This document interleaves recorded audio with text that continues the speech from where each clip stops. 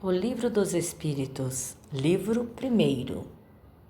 As causas primeiras. Capítulo 1.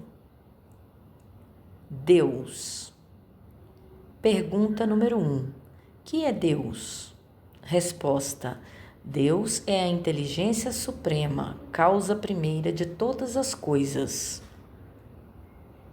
Pergunta 2. Que se deve entender por infinito?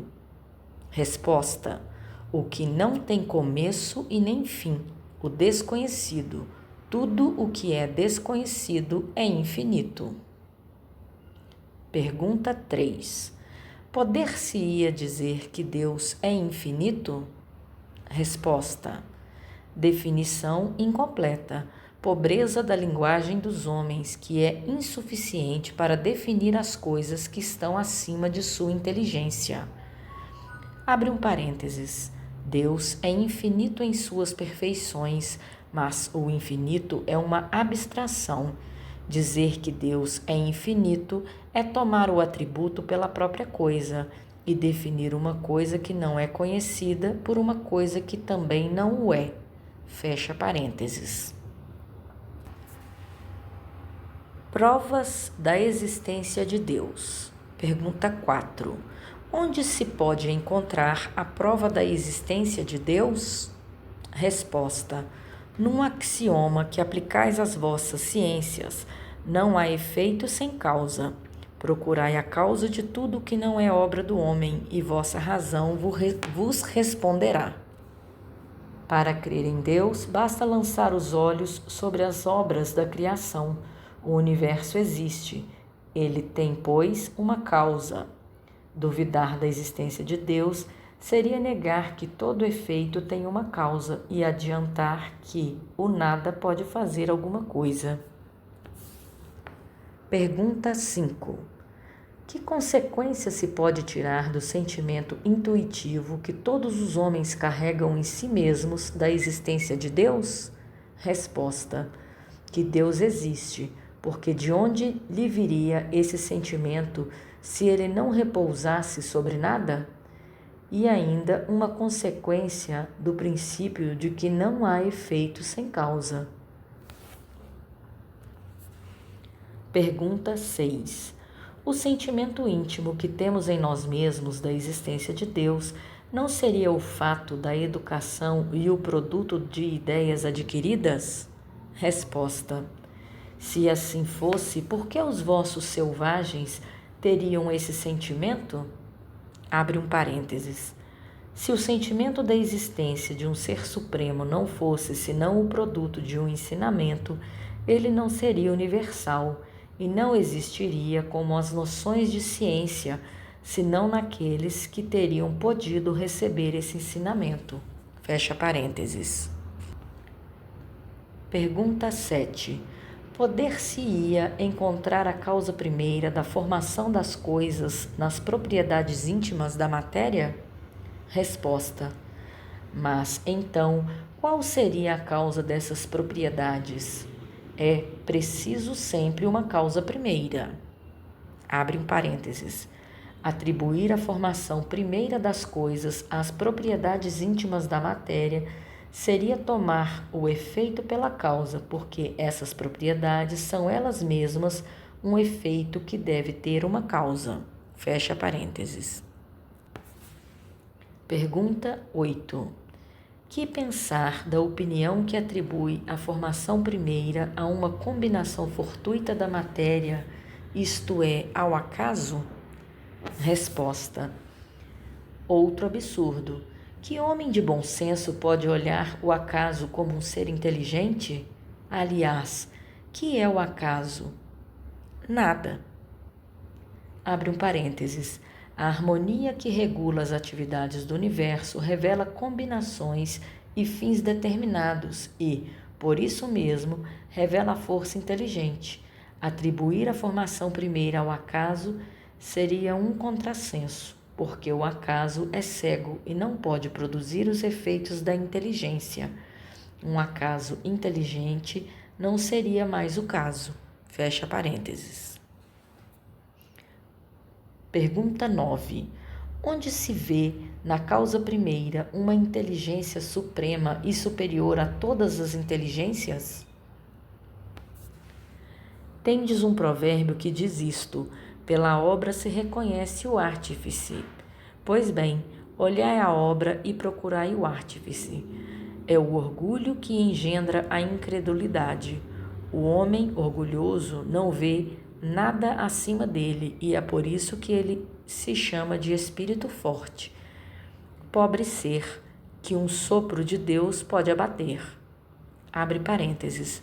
Julga-se o poder de uma inteligência pelas suas obras. Nenhum ser humano, não podendo criar o que produz a natureza, a causa primeira, pois é uma inteligência superior à humanidade. Quaisquer que sejam os prodígios realizados pela inteligência humana, essa inteligência tem ela mesma uma causa. E quanto mais o que ela realiza é grande, mais a causa primeira deve ser grande. Esta inteligência é a causa primeira de todas as coisas, qualquer que seja o nome sob o qual o homem a designe. Fecha parênteses. Atributos da divindade. Pergunta 10. O homem pode compreender a natureza íntima de Deus? Resposta: não. É um sentido que lhe falta. Pergunta 11. Um dia será dado ao homem compreender o mistério da divindade? Resposta: quando seu espírito não estiver mais obscurecido pela matéria e, pela sua perfeição, estiver próximo dele, então ele o verá e o compreenderá. Abre um parênteses.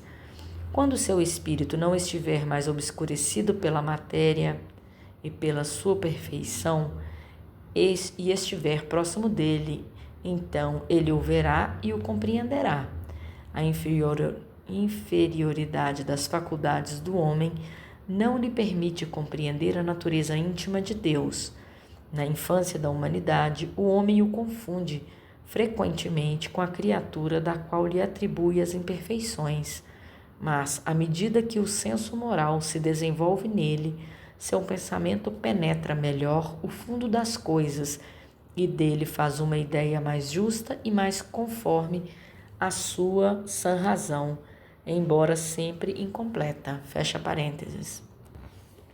Pergunta 12. Se não podemos compreender a natureza íntima de Deus, podemos ter uma ideia de algumas de suas perfeições? Resposta: sim, de algumas.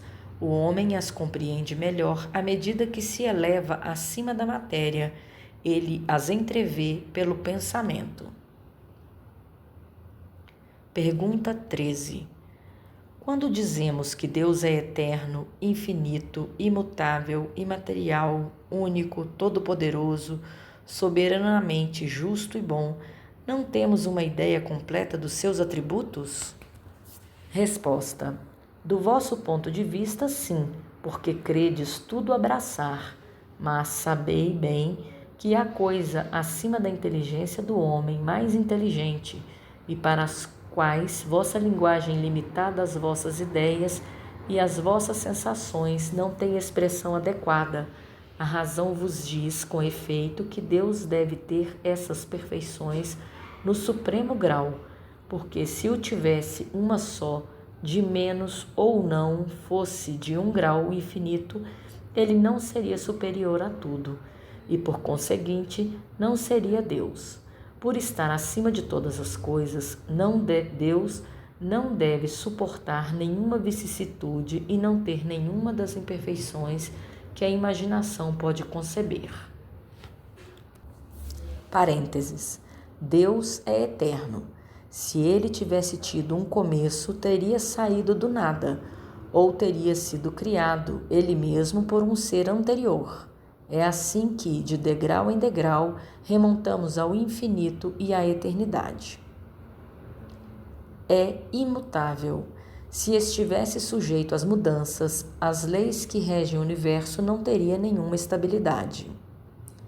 É imaterial, quer dizer, sua natureza difere de tudo o que chamamos matéria. De outro modo, ele não seria imutável, porque estaria sujeito às transformações da matéria. É único.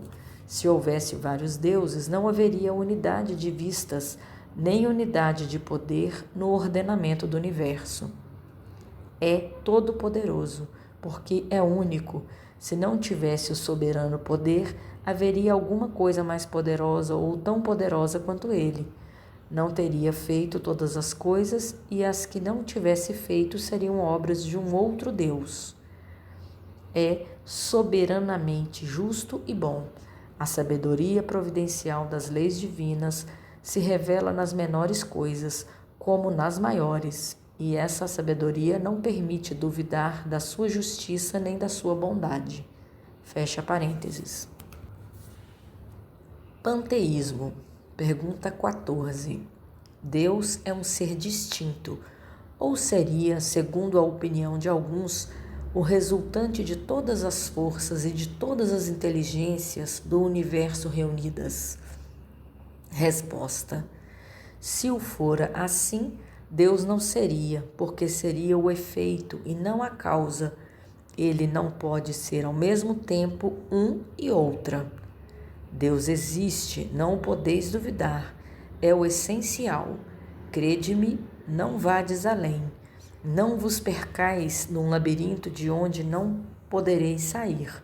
Isso não vos tornaria melhores, mas talvez um pouco mais orgulhosos, porque acreditaríeis saber o que na realidade nada saberíades. Deixai, pois, de lado todos esses sistemas. Tendes muitas coisas que vos tocam mais diretamente, a começar por vós mesmos. Estudai as vossas próprias imperfeições, a fim de vos desembaraçar delas. Isto vos será mais útil do que querer penetrar o que é impenetrável. Pergunta 15. Que pensar da opinião segundo a qual todos os corpos da natureza, todos os seres, todos os globos do universo seriam partes da divindade e constituiriam pelo seu conjunto a própria divindade, ou seja, da doutrina panteísta? Resposta: o homem, não podendo se fazer Deus, quer ao menos ser uma parte dele. Pergunta 16. Aqueles que professam esta doutrina pretendem nela encontrar a demonstração de alguns atributos de Deus. Os mundos sendo infinitos, Deus é, por isso mesmo, infinito, ou vazio ou nada, não estando em nenhuma parte. Deus está por toda parte. Deus estando por toda parte, uma vez que tudo é parte integrante de Deus, ele dá a todos os fenômenos da natureza uma razão de ser inteligente. Que se pode opor a esse raciocínio? Resposta: a razão. Refleti maduramente e não vos será difícil reconhecer-lhe o absurdo. Abre um parênteses. Esta doutrina faz de Deus um ser material que, embora dotado de uma inteligência suprema, seria em grande o que somos em pequeno. Ora, a matéria se transformando sem cessar, se o fosse assim, Deus não teria nenhuma estabilidade e estaria sujeito a todas as vicissitudes, a todas as necessidades, mesmo da humanidade. Faltar-lhe-ia um dos atributos essenciais da divindade, a imutabilidade. As propriedades da matéria não podem se aliar à ideia de Deus sem o rebaixar em nosso pensamento, e todas as sutilezas do sofisma não chegariam para resolver o problema de sua natureza íntima. Não sabemos tudo o que ele é, mas sabemos o que ele não pode deixar de ser, e esse sistema está em contradição com as suas propriedades mais essenciais. Ele confunde o Criador com a criatura, absolutamente, como se quisesse que uma máquina engenhosa fosse uma parte integrante do mecânico que a concebeu. A inteligência de Deus se revela em suas obras, como a de um pintor.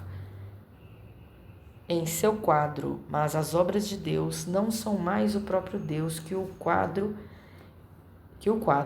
não é o pintor que o concebeu e o executou. Fecha parênteses.